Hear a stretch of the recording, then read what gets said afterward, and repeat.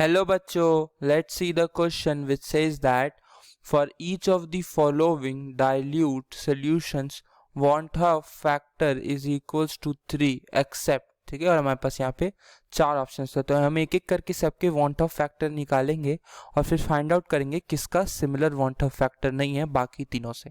तो पहला जो हमारा कंपाउंड है दैट इज Na2SO4 जिसे हम बोलते हैं सोडियम सल्फेट। तो जब सोडियम सल्फेट को हम लोग वाटर में डिसॉल्व करते हैं तो वो 2Na प्लस और एक SO4 माइनस में टूटता है। और वांट ऑफ फैक्टर सिंपली यही कहता है कि जो जब एक कंपाउंड को हम वाटर में डिसॉल्व करते हैं तो आफ्टर कंप्लीट आयनाइजेशंस कितने हमें एटम्स मिलते हैं, उसी को हम लोग कॉलिगेटिव प्रॉपर्टी से भी डिनोट करते हैं कि कितने total number of solute particles है। तो यहाँ पे कितने 2 + 1 3।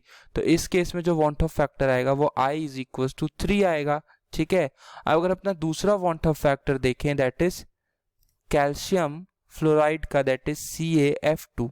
तो CaF2 को जब हम वाटर में डिसॉल्व तो ये कैल्शियम +2 और 2F- में टूटता है। तो इसमें भी टोटल नंबर ऑफ एटम्स मिले या फिर आयंस कह सकते हैं वो कितने 3। तो यहाँ पे भी I = 3 हो जाएगा। अब अगर अपना हम नेक्स्ट केस देखें that is potassium phosphate that is K3O4।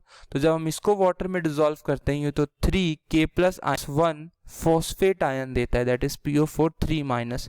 तो इसमें 3 + 1 जो वांट ऑफ फैक्टर आएगा वो = 4।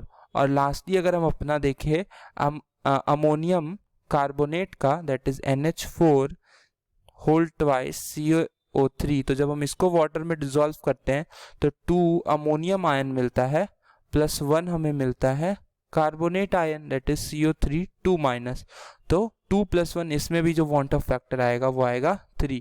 तो अगर हम सारे केसेस ऑब्जर्व करें तो सोडियम सल्फेट फिर कैल्शियम फ्लोराइड और अमोनियम कार्बोनेट में जो वांट ऑफ फैक्टर आया वो क्या आया, सेम आया दैट इज 3, ठीक है। लेकिन इसमें एक ऑड वन आउट है दैट इज I = 4 आया हमारा पोटेशियम फोस्फेट के केस में।